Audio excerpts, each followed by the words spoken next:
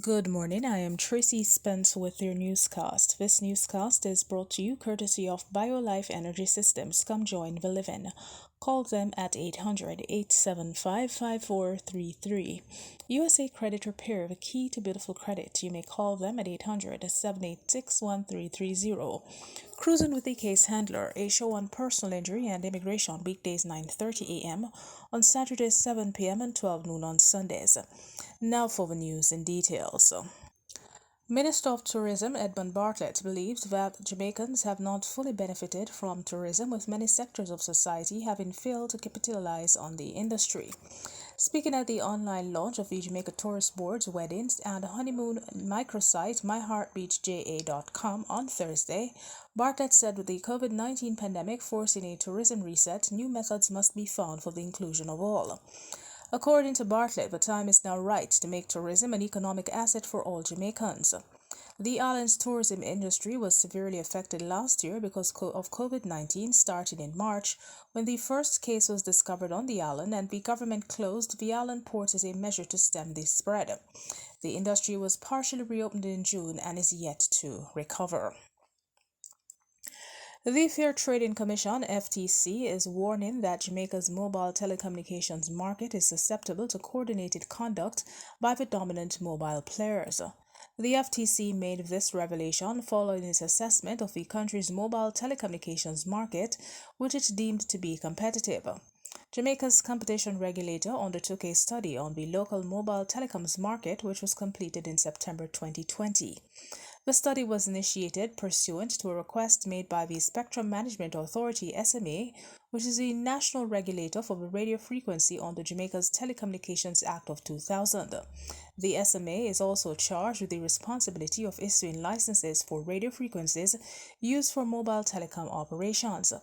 The request was made by the SMA, which was in the process of reviewing its spectrum cap policy, a tool it uses to drive and safeguard competition in the telecommunications industry. The review by the FTC was to assist the SMA to determine whether the cap was still needed to safeguard competition. Meanwhile, Dominica has reclassified Antigua and Barbuda as high risk based on the number of COVID-19 cases in the twin island nation.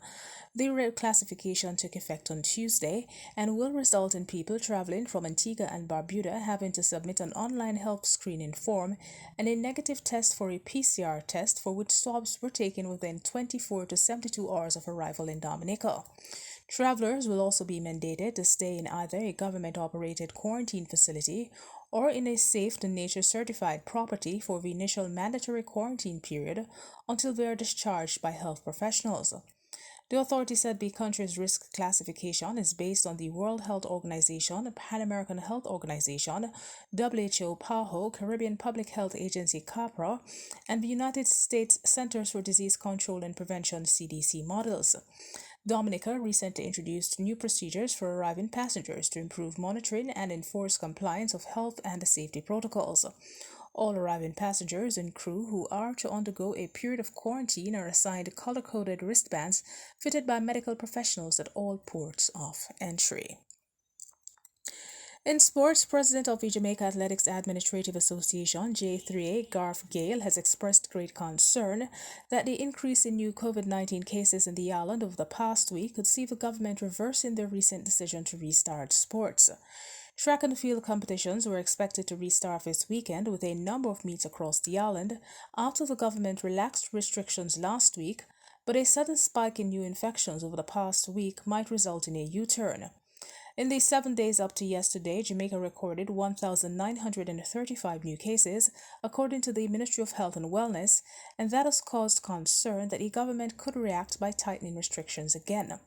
Track and field was allowed to restart in August last year, and the Tyser Mills meet was held in Calabar in December, but the restrictions on the number of people who could be gathered in any one place at any one time saw the postponement of all 13 local meets that were scheduled for January.